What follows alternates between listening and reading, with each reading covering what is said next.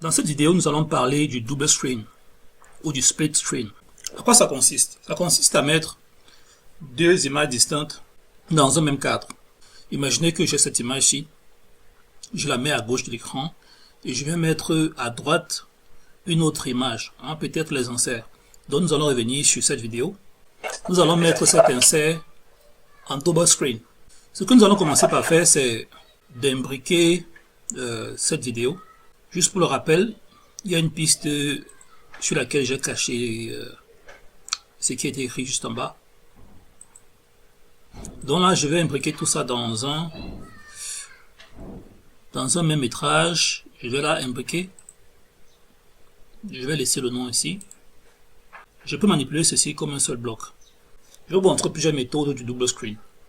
Et dans ces méthodes-là, je vais vous montrer des animations, des masques qui permettent de masquer certaines parties de notre vidéo, certaines parties indésirées. Pour notre double screen, l'une des techniques les plus faciles, c'est de venir couper cette vidéo, la scinder en deux, comme ceci. Je vais masquer cette vidéo qui est au-dessus, c'est-à-dire l'insert. Je la masque, je viens sur la piste insert, la piste V2. Je clique là pour masquer. Et cette autre vidéo en dessous. Je vais donc aller dans ces options d'effet. Je vais jouer avec l'échelle. Je vais enlever la clé. Parce que présentement, je n'ai pas besoin de faire une animation. Je vais enlever la clé, je réduis comme ceci. Je déplace, je laisse l'espace pour la deuxième image. Je pourrais encore réduire. Et je vais serrer ici. Bon. Vous allez remarquer que quand je réduis, je vais adapter l'affichage ici. Quand je réduis, je me rends à ce que cela ne dépasse pas cette ligne verticale, si vous voyez, passant par ces deux points-ci. Donc je vais revenir. Je vais augmenter un tout petit peu la taille. Allons à 50, voilà. À 50, je ne suis pas toujours, je n'ai pas traversé cette ligne verticale là. Je peux pousser, j'entre un peu ou pas. Bon, une fois que j'ai manipulé ceci ainsi, je vais afficher la deuxième piste. J'affiche la deuxième piste, je viens faire le même processus. Je vais redimensionner comme ceci.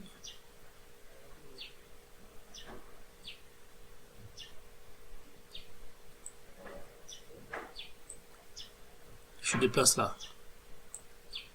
Voilà. On a déjà un double screen. Maintenant, il faut s'arranger à ce que l'alignement soit parfait, que la distribution des deux images soit parfaite dans le cadre. Donc maintenant, je peux venir là, je joue un peu. Je joue à tête chercheuse à un bon alignement. Voilà, on a notre double screen. Et quand on joue, on a ça.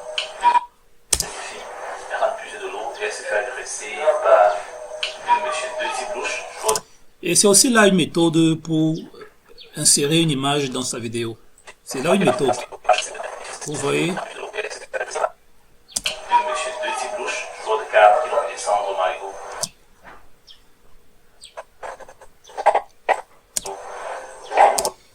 Voilà.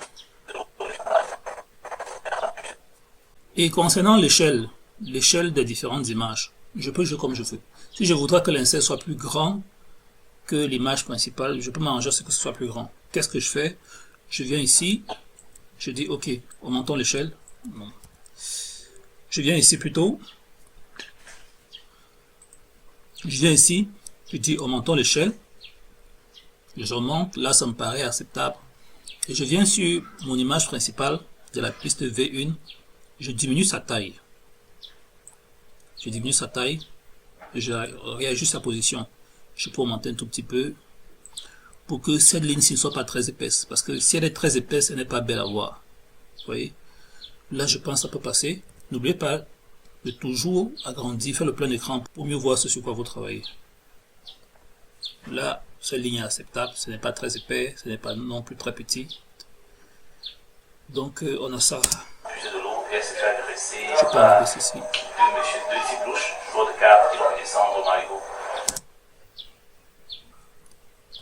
Et étant donné qu'on a des clés d'animation, on peut animer ce dimensionnement-ci à notre guise.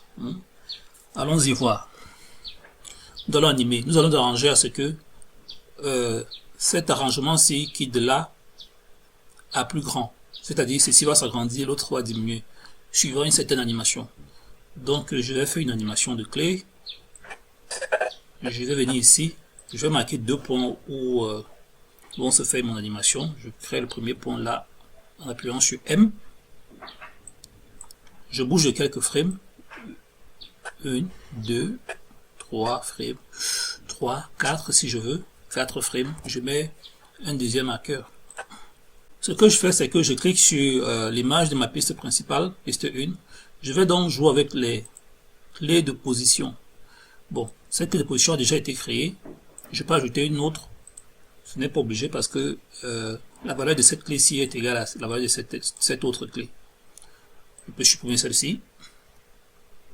Je n'ai pas besoin de deux clés identiques. Donc, je bouge. Je vais zoomer ici. Si vous avez remarqué, les deux marqueurs ici, les voici ici. Donc, ceci est une portion de ma timeline. Pareil que pour le curseur, le même curseur, le voici ici. Si je bouge le curseur, vous voyez que ça bouge en haut.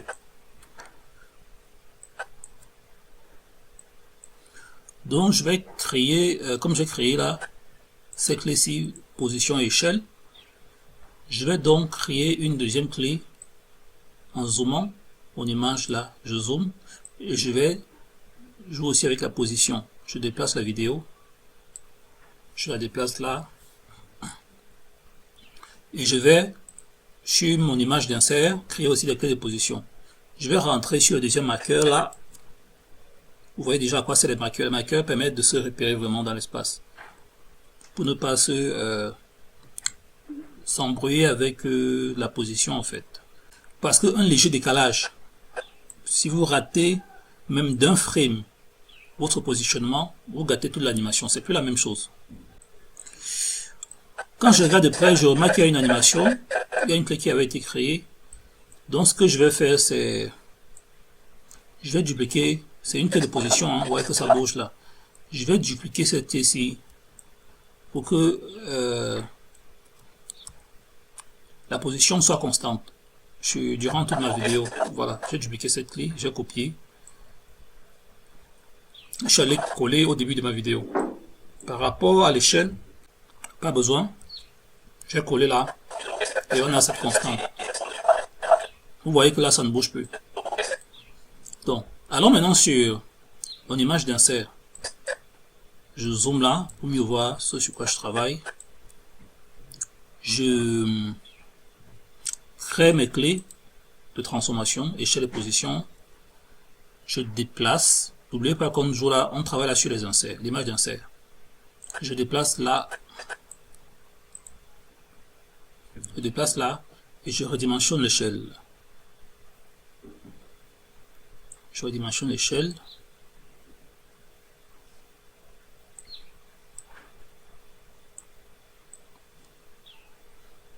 Mon image principale a pris toute la place.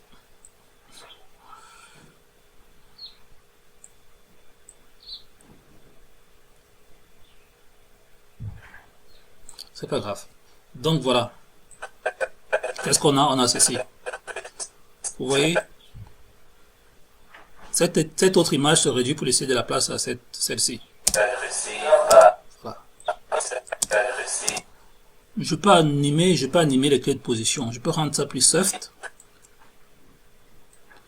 Je viens ici, je dis auto Bézier. Je fais un clic droit.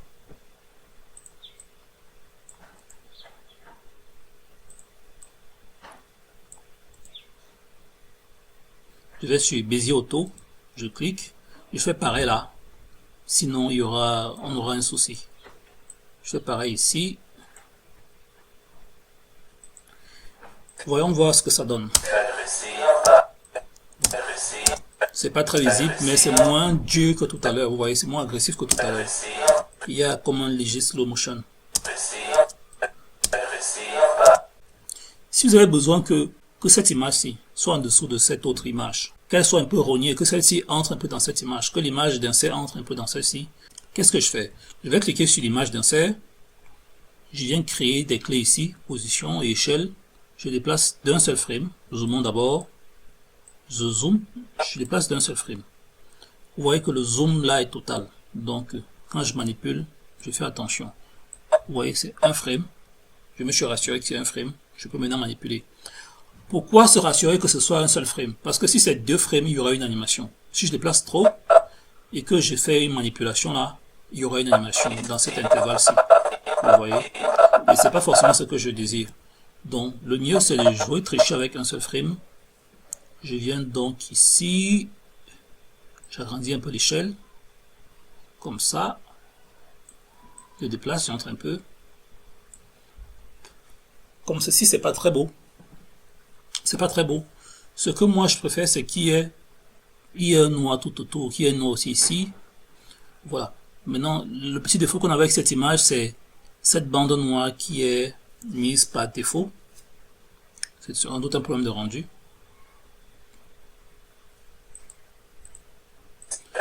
Mais je peux enlever cette image là. Je peux enlever. Ce que je fais là, je viens sur opacité. Je dis, je vais créer un masque d'opacité. Je vais mettre ici. Je fais pareil, je descends. Je cherche la limite. Je coupe entre la limite.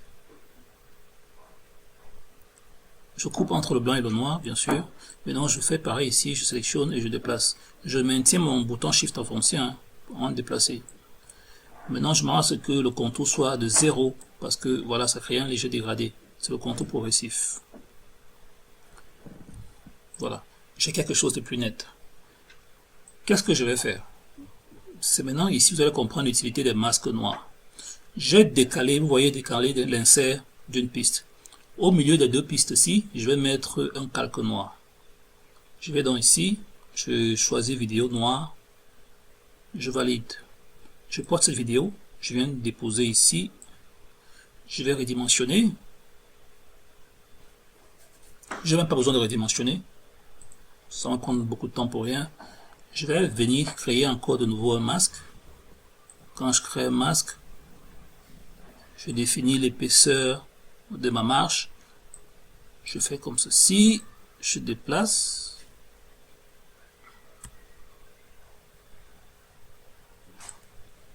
Je peux agrandir pour mieux voir ce sur quoi je travaille.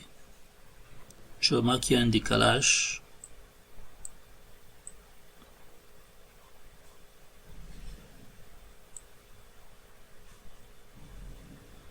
Voilà.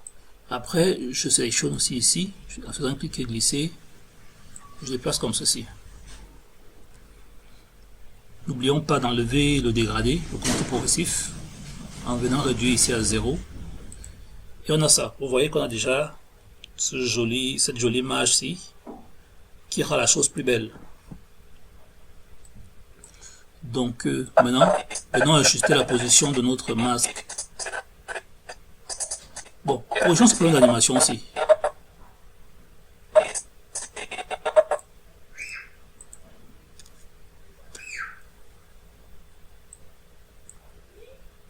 Agrandissons ici en appuyant sur U avec accent.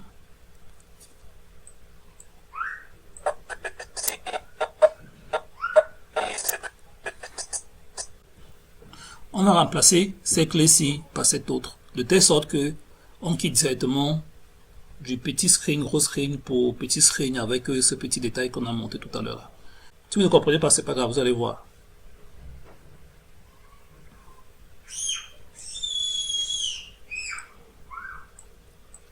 J'ai supprimé les clés de tout à l'heure, je supprime ceci, plus besoin, je redimensionne.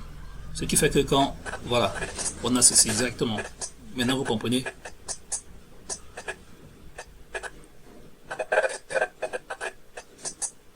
On a ça. Bon, ce qui est derrière là, c'est le tableau, hein. C'est le tableau qui crée ce petit, voilà, ça déborde un peu. Donc on a ça.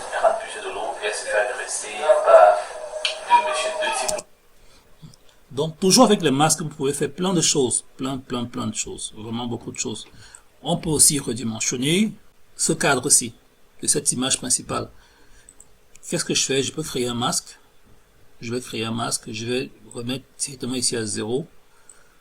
Je vais déplacer comme ceci. Faire pareil ici, peut-être jusque là. Ah, CTRL Z. Ce que je vais faire, c'est déplacer jusqu'à sortir de mon cadre ici. Ici, je déplace jusque là. Là, je déplace comme ceci. Ça aussi. Je dépasse un peu les marges là. Vous voyez, je déborde un peu. C'est voulu. On a mis notre masque et ça a augmenté la marge ici.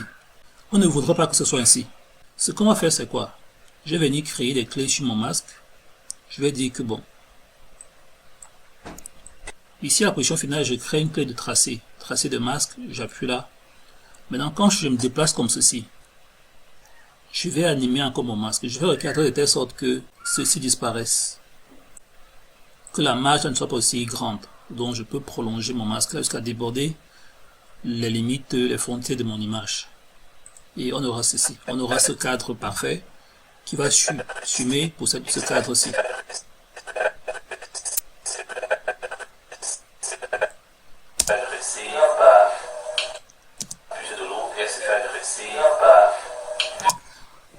Donc vous pouvez aller au triple screen, quadruple si vous voulez. Donc ça ne pose pas de problème. Augmentons par exemple une troisième image. Je vais augmenter les inserts. Je vais prendre cet insert sur laquelle je travaillais. Je vais la faire x2. Ici l'intérêt n'est pas de raconter l'histoire, c'est de vous montrer comment ça marche en fait. Donc je vais mettre cette portion-ci ici. Cette autre portion, je vais la porter, je vais mettre ici. Je peux zoomer. On va créer un triple screen. C'est quoi l'intérêt? Je voudrais que l'image principale, l'image principale qui est celle-ci, soit en haut, soit recadrée vers le haut, et en bas, on ait les deux inserts. Faisons-le. Commençons par redimensionner cette image-ci. Je vais jouer avec l'échelle comme ceci. Enlevons les clés de position. On n'a pas envie d'animer. Pas du tout. Donc je vais monter. Je veux même pas forcément jouer avec l'échelle. Vous voyez, je veux pas jouer avec l'échelle. Je veux garder cette même taille-ci. Garder cette même taille. Je peux repositionner un tout petit peu comme ceci. Je vais couper mon écran par deux, c'est-à-dire quelque part ici. Et le bas de mon écran va contenir les deux inserts, de part et d'autre. Donc une fois que j'ai redimensionné ceci, qu'est-ce que je fais? Qu'est-ce que je vais toucher pour pouvoir laisser de l'espace à mes deux inserts? Le masque d'opacité. C'est ce que nous allons faire. Je clique sur ce rectangle-ci.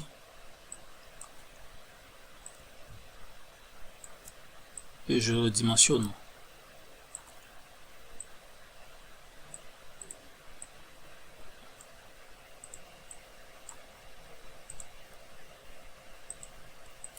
Je redimensionne comme ceci.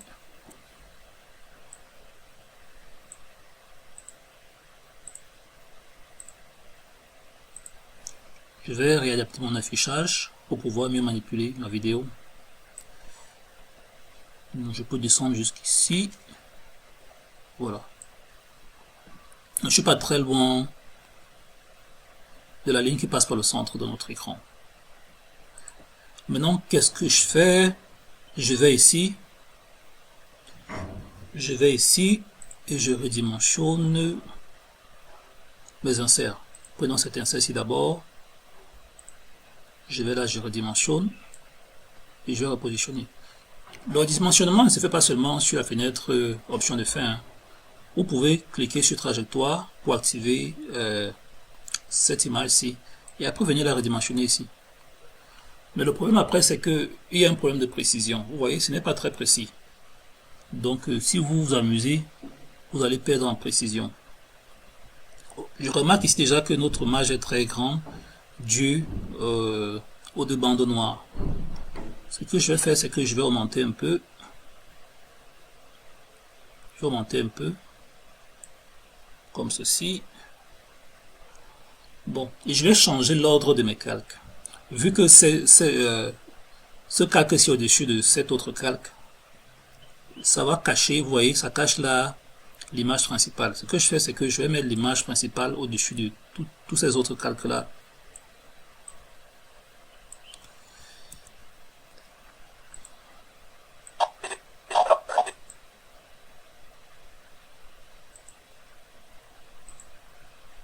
Bon, on a ceci. Même sans couper, on a déjà ce joli effet-ci. Je peux redimensionner comme ça. Mais si vous avez des problèmes de masque, vous pouvez encore redimensionner. Vous pouvez prendre votre masque ici, vous retaillez votre vidéo à votre convenance et vous avancez. Pour ne pas avoir à répéter le même schéma sur cette vidéo-ci, je vais juste aller copier les propriétés de cette vidéo précédente, de cet insert précédent. Je vais copier ces propriétés, je vais sur copier et je viens ici coller. Je vais coller les attributs, trajectoire, voilà. Tout le reste est désactivé. Quand je colle, j'ai ça. Vous voyez, c'est venu se mettre à l'endroit de l'insert, du premier insert. Et vu qu'on ne veut pas le mettre là, mais plutôt ici, je vais donc déplacer cet insert là. Je vais jouer avec la position, je le place comme ceci.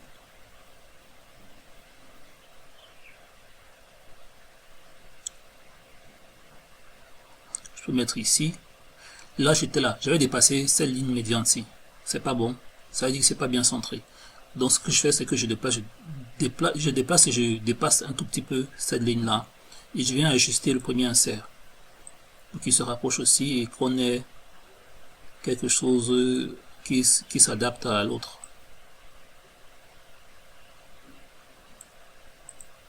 Pour respecter nos proportions de marge. Agrandissons pour voir ce que ça donne. Ici, je viens changer l'affichage, je mets adapter. On a ça. On a ça. S'il y a bien une question que les hommes n'aiment pas qu'on leur pose dans la vie, c'est qu'est-ce que tu deviens? Cette question peut paraître inoffensive. Mais croyez-moi, quand vous avez échoué sur le plan social, c'est une question dévastatrice. Imaginez-vous qu'un ami gare devant vous, un ancien camarade de classe, il gare sa grosse voiture, vous n'avez même pas d'emploi, et qui vous pose cette question. Qu'est-ce que ça fait dans votre tête? D'énormes dégâts, n'est-ce pas? Si aujourd'hui vous avez la vingtaine, croyez-moi, d'ici 10 ans, quand vous allez rencontrer vos anciens camarades, ils vont vous poser cette question. Vous ne pourrez pas y échapper. Beaucoup de gens évitent les anciens camarades pour ne pas avoir affaire à ce genre de questions. C'est en ce moment-là qu'on réalise qu'on a fait des mauvais choix. Si tu me demandais aujourd'hui qu'est-ce que je fais dans la vie, je te répondrais que je suis réalisateur. Je suis motion designer, je suis cadreur, je suis scénariste et bien plus de choses que je n'aurais pas prendre la peine de citer ici parce que les compétences sont bien trop nombreuses. Pour que toi, tu n'aies pas évité tes anciens camarades quand tu les croiseras dans la rue, je t'invite à prendre dès maintenant une formation chez moi en montage vidéo, en 3D, en retouche photo, en cadrage et bien plus encore. Et j'aimerais que toi aussi, tu puisses te vanter d'avoir plusieurs compétences quand tu atteindras ta trentaine. Je t'attends.